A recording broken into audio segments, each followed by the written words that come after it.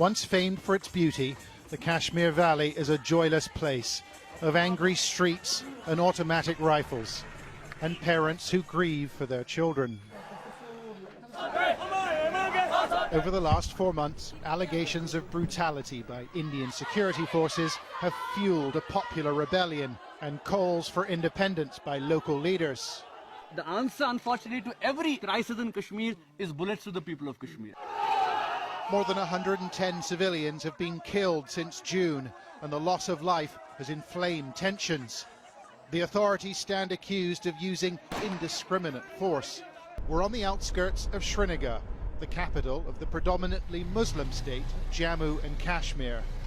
Another confrontation is brewing between the Indian police and the local population. What's happened in this village? Stone pelting. Stone pelting, he says. And we watched policemen race down to a nearby bridge.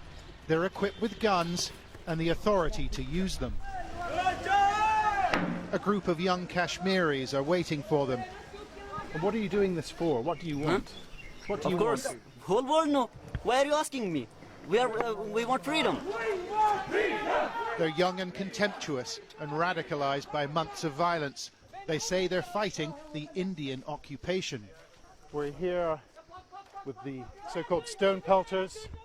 People say they're fighting for Kashmiri freedom. They've started to throw rocks. You can see the police forming a line just up the road. We're going to move out.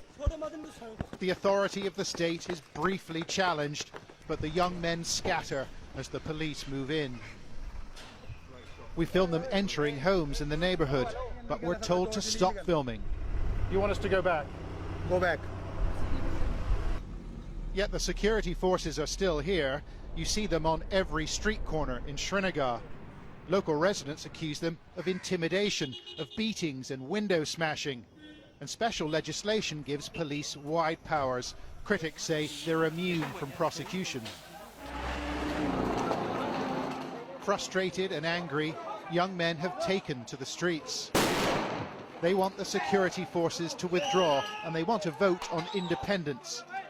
The police have responded with force, and more than 100 people, including children, have been killed in the last 4 months. The loss of life has fueled the protests. We were told of a distressing story that an 8-year-old boy called Samir Ahmad had been beaten to death by the police. So we went to see his family in a part of the city under curfew. The Ahmed family were distraught, but they wanted to share their story. Despite a curfew on the 3rd of August, Mr. Ahmad allowed Samir to go to his uncle's house nearby.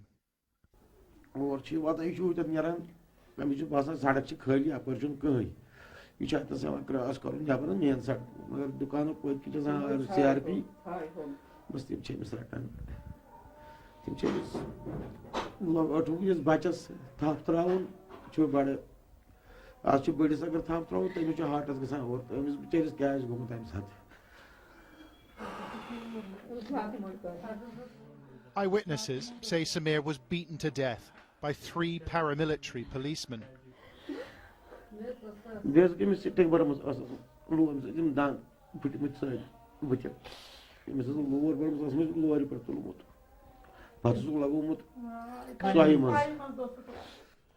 With paramilitary forces looking on, Mr. Ahmad walked us through the deserted streets to the site where his son was found. Local residents told us they saw what happened. There was no trouble in the area, they say. The police just went for him. The death of Samir Ahmad and many others over the last few months have fueled the pro-independence movement.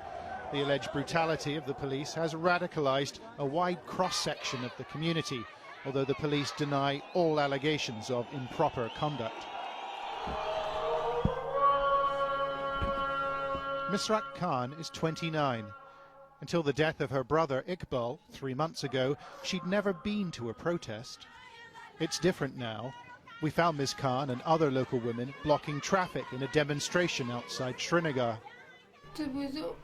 Protest میان حساب چون اس یات پٹ لڑان چھ مے چھن باسان کہ سن مانگ چھ غلط گۄڈنِچ کتھ یہ پت گو اس أس نيرو كيازكي أس بهمو نوع بحثر كي. Masrat Khan's brother, Iqbal, was 19. He had a sales job in southern India, and this summer he came back to see his family. This footage was taken on a mobile phone just after Iqbal Khan had been shot by a policeman. Local residents rushed to the scene. His family say he'd gone to buy biscuits for breakfast from the local store. The shopkeeper told us she'd just opened up.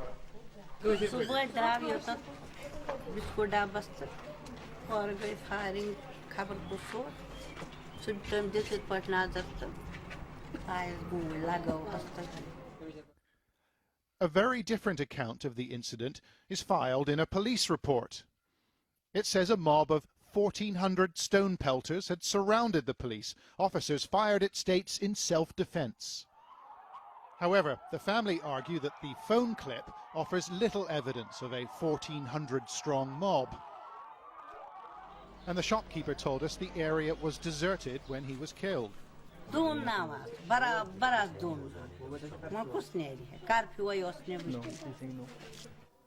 Life goes on in the house where Iqbal grew up, but his family can't forget, and his mother hasn't spoken since his death.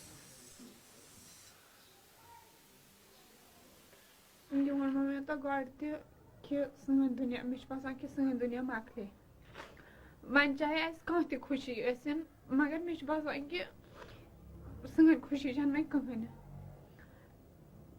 tem sen sit pyo asi asar ki achwana ki tut ki gos gas mage se istigas tem sen jaldi gat ke achat tem sen judai badlash gat akin.